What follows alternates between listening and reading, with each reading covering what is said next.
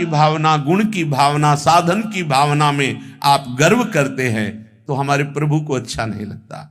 यही दरबार दीन को आदर रीत सदा चली आई। इस दरबार में दीन का आदर होता है, और दीन, दैन्यता, ये बहुत दुर्लभ वस्तु है। ये केवल भगवत कृपा या भगवत प्रेमी महात्माओं की कृपा से आता है। दीन वचन, कोमल वचन, मृदु वचन, हितकर वचन, यही वाणी से निकले, नहीं तो मौन रहिए। वाणी बहुत अपराध कर देती है, और इसी अपराध से फिर जो जिह्वा में नाम चलता है वो रुक जाता है। नाम में निरंतरता उस उपासक के नहीं आ सकती जो बिना विचारे जो चाहे वो बोलता रहता है।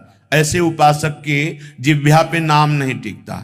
विचार करके बोलो, मृदु वचन बोलो, हितकर बोलो, दूसरे का मंगल करने वाले वचन बोलो, नहीं तो मौन रहो और हृदय में दैन्यता रहे।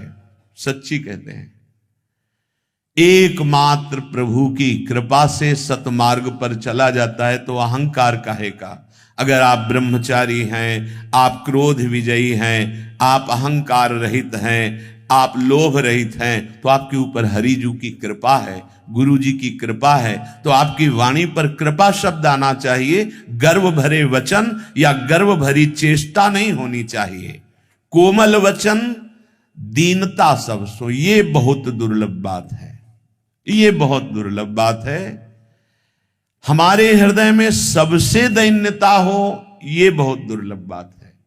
सबसे श्रेष्ठ बनने के लिए तो मन नाच पड़ेगा, लेकिन सबके चरण तलवे पे हमारे नेत्र रहे, हमारा भाव रहे, ये दुर्लभ बात है। और इसी दुर्लभ बात से हरि सुलभ होते हैं।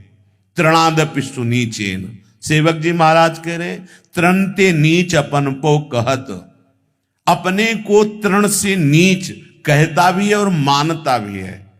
नहीं हो पाता। जब तक गुरु कृपा नहीं होती तब तक ये बात नहीं आती कि मैं नीच हूं। कितना नीच? बोले सबसे नीच हूं। ये हम वाणी से, माइक से कह रहे हैं कि हम अधम नीच हैं। इसकी पुष्टता तब होगी जब दूसरे से भगवान बुलवाएं कि तू बड़ा अधम नीच पाखंडी है और मुझे अच्छा लगे कि यही तो हम भी कह रहे थे जो आप कह रहे हो। अब तो हे कृपा निधान प्रभु, गवाही भी मिल गया है कि मैं नीच अधम हूं और आप अधम उदाहरण हैं, आप पतित पावन हैं। नाथ मुझे स्वीकार कर लो, नाथ आपका निरंतर स्मरण बनता रहे। प्रभु देख लो, सब कह रहे हैं अधम है, तो अब तो दया कर दो, अब तो करुणा कर दो। ये बात आनी चाहिए।